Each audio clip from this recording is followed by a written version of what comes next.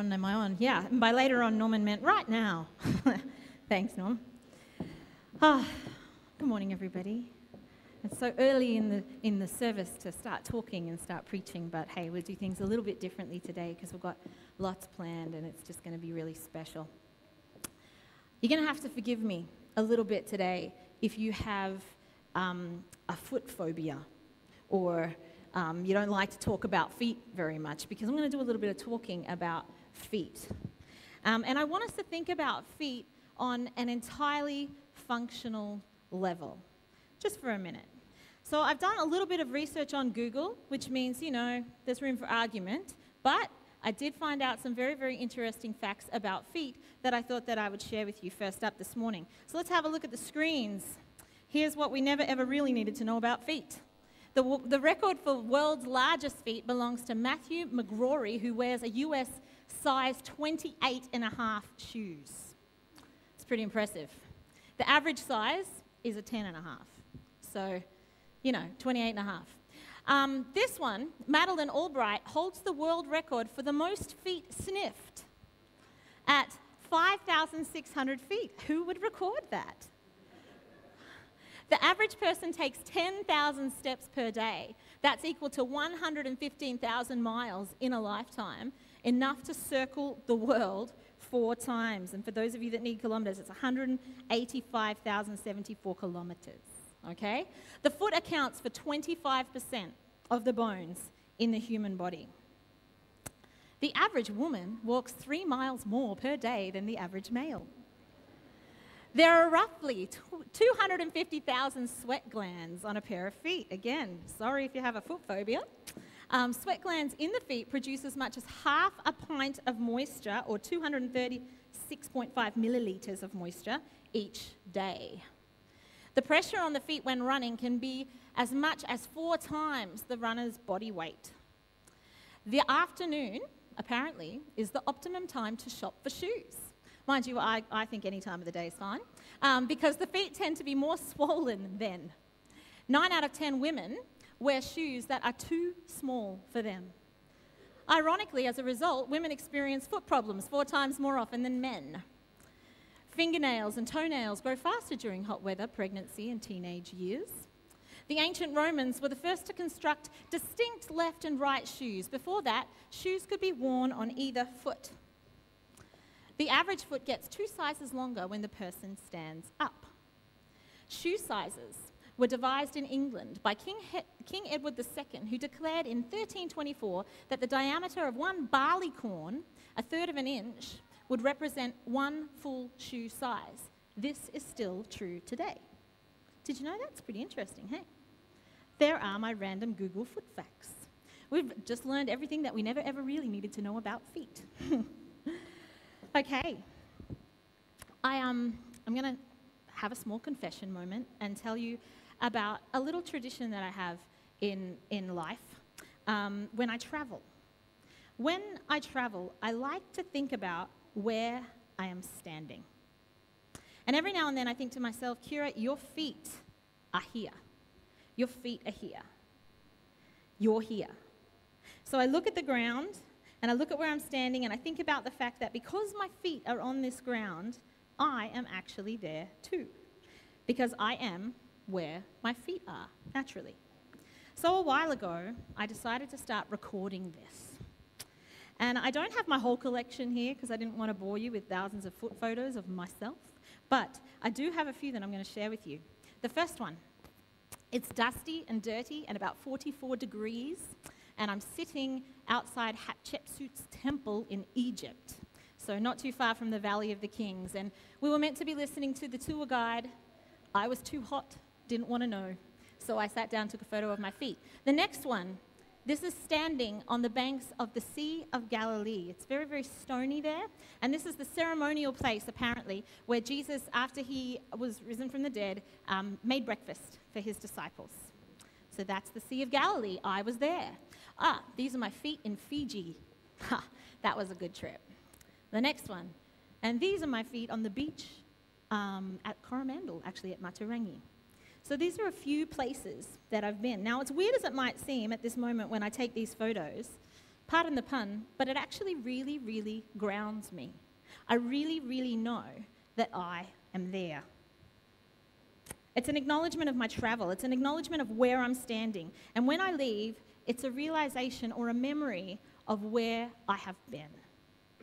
That's what it's really about.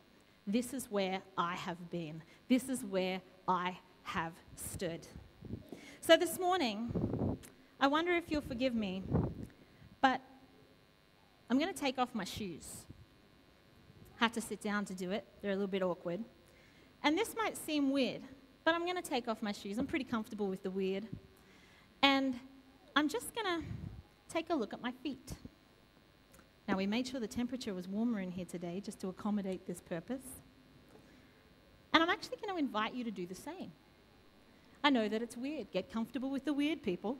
It's okay. If I can take off my shoes, you can take off yours. Now, if you're here for the first time today, I'm going to have to tell you that this is probably the only time anyone stood up the front and asked everybody in the congregation to take off their shoes. So if you're not super comfortable, that's cool. Not going to force you to do it. But if you're a little bit, if you want to indulge me a little bit, if you want to see what the purpose is, I'm going to invite you to take off your shoes.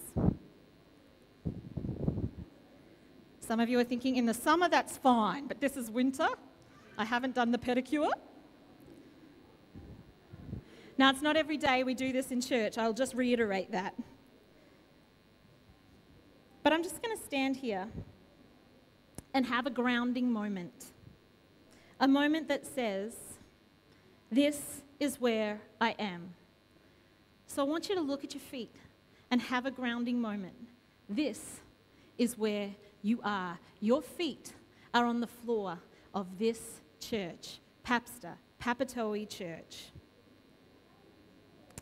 Now, it's an odd thing to do with witnesses. Imagine, if you haven't taken off your shoes, just please imagine that your feet are bare, just raw, just natural, just how they are. They're pretty humble things to look at, feet, most of the time, unless you pay a lot of attention to them and you dress them up a lot. You know, unless you have your regular pedicures and you're doing nice things to your feet and painting your toenails. But they're touching this place. They're right here. They're in this church. And you know what? They've probably been other places today already. They've been in your house, in your bedroom, in your bathroom, in your car. They've been in the church somewhere. They're here right now. They've already traveled a little bit of a journey already today. And they're probably clean. I'm assuming that they're clean. I'm assuming that they're clean and they haven't been stomping around in the garden or the mud, although in the last 24 hours they might have been stomping around in the garden or the mud. And for a moment, I just want to ask you to reflect on maybe where your feet have been in the last 24 hours. Where have they been? Where have you walked? Can you track that? Can you trace it? Where have your feet taken you? Have they taken you to the mall? Have they taken you to a hospital? Have they taken you to work? Have they taken you to a train station? Have they taken you to a relative's house or a friend's house? Have they stood for long, long hours in the kitchen? Have they stood in line at the grocery store? Where have they been? Have they been at the airport? Have they been at McDonald's? Where have your feet been in the last 24 hours? Where have they carried you? You've probably washed them, probably bathed them, and showered them, and at some point, you've cleaned them, because that's really practical. That's what we do. We routinely clean our feet. We routinely clean our bodies. If we're young, or we're not able to clean ourselves, sometimes somebody else will do that for us. But generally, we really like to clean ourselves. So we've probably taken care of that. There's nobody whose job it is in our life and in our homes, whose job it is just to clean our feet. You know,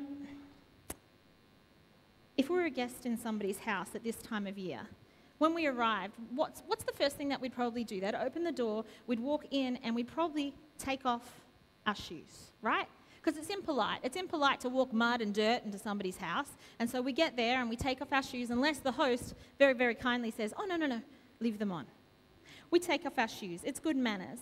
It's widely known, and you know what? It's just as widely accepted and widely known to think that in Jesus' time, when you arrived at somebody's house for dinner, you would take off your shoes. But taking off your shoes actually didn't take off the dirt or the mud, because the shoes were sandals and the roads were dusty and people's feet were dirty. And so there was somebody whose job it was, not like us, whose job it was to clean people's feet. It was generally the person that was maybe youngest or, kind of least important, and their job was to clean the feet.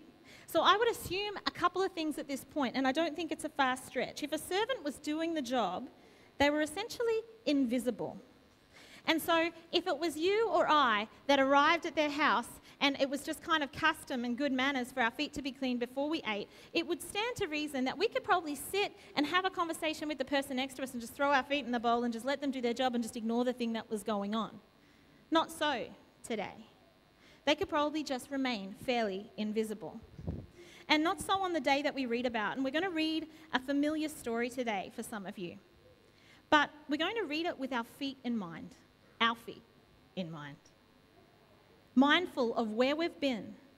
So let's not look at our feet today as clean, well manicured, covered by closed-in shoes most of the time type feet. Let's think of our feet as vehicles, maybe like the tires on a car that carry us from place to place, that aren't always clean, and they might not have been washed for a while. And let's take a look at this story with that in mind. So I'm going to invite you to take out the Bibles in the pews in front of you, or take out your own Bibles. And we're going to be looking at John chapter 13, verse 1 to 12. John chapter 13, verse 1 to 12. That's on page 647. 647 if you've got the Bibles from the church here. Now, I want you to keep in mind as you're turning there that this story happens at the end of Jesus' ministry, okay? He's at the end of his time here on earth, and he's hung out with his disciples a lot. He's spent a lot of time with them. He's walked a lot of dusty roads. He's eaten a lot of meals, and Jesus must just be feeling this desperate sense of urgency that they know what he is about, that they know what he stands for, that they understand the significance of what's going to happen in the next couple of days when they witness his arrest and then his beating and then his death. So this is all going to come in the next couple of days. And so he must be feeling like, I've got to use every opportunity possible to get my guys to know what this is all about. So Jesus does what Jesus has a tendency to do. Jesus turns a mundane, routine thing into a lesson. Let's read in verse 1 here, chapter 13. Before the Passover celebration, Jesus knew that his hour had come to leave this world and return to his Father. He had loved his disciples during his ministry on earth, and now he loved them to the very end. And it was time for supper, and the devil had already prompted Judas, son of Simon Iscariot, to betray Jesus. Jesus knew that the Father had given him authority over everything and that he had come from God and he would return to God. So he got up from the table, he took off his robe, he wrapped a towel around his waist, and he poured water into a basin, and then he began to wash the disciples' feet, drying them with the towel that he had around him. And when Jesus came to Simon Peter, Peter said to him, "Lord, are you going to wash my feet?" Kind of an obvious question, Peter, but yes. Jesus replied, "You don't understand now what I'm doing, but someday you will." "No," Peter protested, "you will never wash my feet." Jesus replied, "Unless I wash you, you won't belong to me." Simon Peter exclaimed, "Then wash my hands and my head as well, Lord, not just my feet." You see, Peter was starting to get it. This was not about his feet. This was about relationship. This was not about washing away physical dirt, even though he had physical dirt on his feet. It was about washing clean, taking away, taking on the emotional and the relational and just the dirt that Peter was carrying. And Peter was starting to understand. Peter understood that Jesus was saying, whatever dirt is on you is on me too. If we carry on the metaphor, this is where Jesus got into the mud with Peter. Wherever you walk, I walk. Whatever dust you pick up, I pick up. Whatever you go through, I go through. Wherever your feet carry you to whatever table, onto whatever fishing boat, into whoever's house, I'm there too. Whatever, whenever, Peter, I'm there. I'm with you. I'm choosing to put my hands in the filthy water and I will wash you. Then Jesus gives the rest of them a clue that he is in fact talking about much more than feet. Let's read verse 10. Jesus replied, "A person who has bathed all over does not need to wash except for the feet to be entirely clean. And you disciples are clean, but not all of you. Not all of you." For Jesus knew who would betray him. That is what he meant when he said, "Not all of you are clean." If I can paraphrase and just expand on this a little bit, I ask for us to look at our feet, to think about the places they've taken us, to remember where they are now and where they've stood before.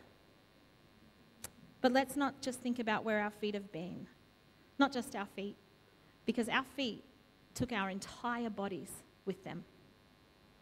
Our feet led our eyes to see what our eyes have seen. Our feet led our hands to touch whatever our hands have touched. Our feet took our heart to places where it broke or it hardened with pride or arrogance. Our feet took us there. Our feet took us to a place where we made the wrong choice or the big mistake or the thing that we wish more than anything that we could take back. Our feet took us to the party where a baby was born and we celebrated new life, or our feet took us to the wedding where we witnessed love. Our feet took us there. And it might seem like a really, really obvious statement, but I'm going to say it anyway, because we have never been anywhere that our feet did not take us. So, if there's anything in our lives that Jesus wants to wash away, our feet might be a good place to start. The question is, are we going to be like Peter and say, "You know what, God, don't just wash my feet. Wash me all over. Wash my hands and wash my heart as well." Like many of you, I grew up in a church tradition. Communion Sabbath kind of came around with like predictable regularity. And my mum took me out with her to the foot washing part of the church service when I was really quite young still. And then she washed my feet and she prayed over them. And I remember it really fondly. I do. I have good associations with it. For those of you who didn't grow up in the tradition of church or foot washing, it can seem really, really odd. We can read the passage of scripture we read today and, sort of say, I understand why Jesus washed the disciples' feet. Their feet were dirty. But why do we do it? Why do we hold on to these symbolic treasures of our faith? And I've been thinking about this. And I was thinking about the fact that Jesus is the master at making practical things, taking mundane, practical things, and turning them into relationship. Why do we wash our feet? Because we understand that it's not about the dirt, not the physical dirt anyway. It's about the relationship. It's about remembering the relationship. It's about picturing what Jesus would do for you and what Jesus would do for me. Jesus just took every opportunity. He did it over meals. He did it over foot washing. He used whatever he could get his hands on to express his desire to have a relationship with us, with you, and with me. And I don't think I really understood this fully until about January last year. Well, this year actually. I was at Big Camp. Some of you were at Big Camp. Some of you have heard about Big Camp. Rainy, muddy, wet Big Camp. There was a river running through Big Camp. And so everybody rushed out to the stores to buy gumboots. And I did too, but they were out of my size. So I had gumboots that were a few sizes too big, and I was just clumping around camp in those gumboots until the day was nice enough that I could just throw my jandals on and let my feet get wet anyway, and then I'd just walk around in those. A good friend of mine came to Big Camp to camp with me. And she was studying at the time, so she figured she could fill her days with studying. And the rest of the time she said, "I know you're going to be busy working with the youth, so I'm going to bring you your meals, and I'm going to make sure our tent is nice and beautiful and good for when you come home at night." And so I'm like, yes, what a good friend. I came back to our tent on the second Friday night of camp. So we've already had a week, and it's been busy, it's been big, it's been wet. And I sat down on the end of her bed, and I told her about my day. and I told her about some of the things that I was struggling with, and I told her about how tired I was. And then after I'd kind of just vented to her, I got up and I threw some jandals on and I walked through the wet mud to get to the bathroom so I could just get myself ready and go back to bed. When I got back to the tent after tromping through the mud, my friend, Lindsay, had poured a bowl full of water and she put out a chair for me. She calls me Kick, that's her nickname for me. And she said, "Kick, sit down." I was looking around me, I wasn't quite sure what to do, but I sat down. And she picked up my dirty, muddy feet, wet feet, and she placed them in the water, and then she washed them. And everything in me wanted to ask her to stop. I wanted to say to her, "Hey, thanks for the water, and that was so lovely of you to get it for me, but let me wash my feet. I can do it myself." But the truth is, you know what? We can't do it ourselves. Not when it's about more than dirty feet. Not when it's about relationship. We can't wash it away when it's about our own stuff and doing the journey with other people. It actually took somebody else to do it. So I just sat there. And let tears stream down my face because I was really overwhelmed. And you know, for the first time in all of my years of doing this ceremony of foot washing, for the first time, I felt shame because my feet were actually dirty. My feet actually had dust and mud and dirt on them. And so I was embarrassed and I felt shame. And it was at that moment I kind of understood what Peter understood. I knew it was about more than washing my feet. I knew that this was a sacred space. This was where one friend said to another, "I will walk with you. I will forgive you. Your feet are in my hands. I'll put my hands in the dirty water where your feet have been, and I will wash your feet because I love you, because you mean something to me, because I value this friendship. And I'll go where you go from now on." And while I sat there feeling somewhat suspended in time, I was thinking of Jesus washing the disciples' feet. And I was broken. And I was thinking of the story and I was thinking, you know, this is the first time I wanted to say, okay, don't just wash my feet, God, wash my hands and my head and all of me. Wash all of me, because it's going to take more than just my feet being washed. And I understood Peter's expressed longing to be completely clean, And I realized just how much there was to wash, how much of me there was to clean. And you know, I realized what Jesus did, because Jesus bent and put his hands in the filthy water, and he did it knowing them. He did it knowing that someone that sat across the table from him was going to betray him. And he did it knowing that the person whose feet he was washing at the time was going to deny ever having known him. He did it knowing that. He still got on his knees. He still said relationship is more important. He still did what no other servant king would ever do by serving somebody. He did it knowing them. And he kept washing. A few days later, he would hang on a cross, and that's when he would actually do the real washing. That's when the water would be replaced with blood. That's when the real cleaning would happen. And what was happening in that room that evening was really just a reflection of the cross. Let's pick it up in verse 12. After washing their feet, he put on his robe again and he sat down and asked, "Do you understand what I was doing? You call me teacher and Lord, and you're right, because that's what I am. And since I, your Lord and teacher, have washed your feet, you ought to wash each other's feet. And I've given you an example to follow. Do as I have done to you. I tell you the truth. Slaves are not greater than their master, nor is the messenger more important than the one who sends the message. Now that you know these things, God will bless you for doing them." Today, I want to invite you to an opportunity to what we call foot washing.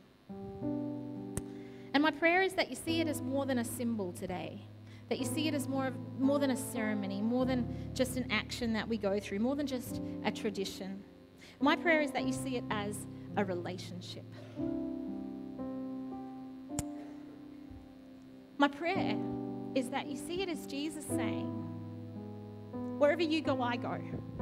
I'm going to walk the journey with you. I'm going to get on my knees. I'm going to put my feet in the dirty water, and I'm going to go with you. I will serve you as you serve me. Wherever your feet have been and wherever they're going, it's Jesus saying, I want to be there. Today, you can do foot washing in 3 different places. Ladies, if you're going to go to foot washing today, the teen room's right behind us. Men, the lower west wing, just out these doors. And if you want to do this together as a family, then you can do that in the hall.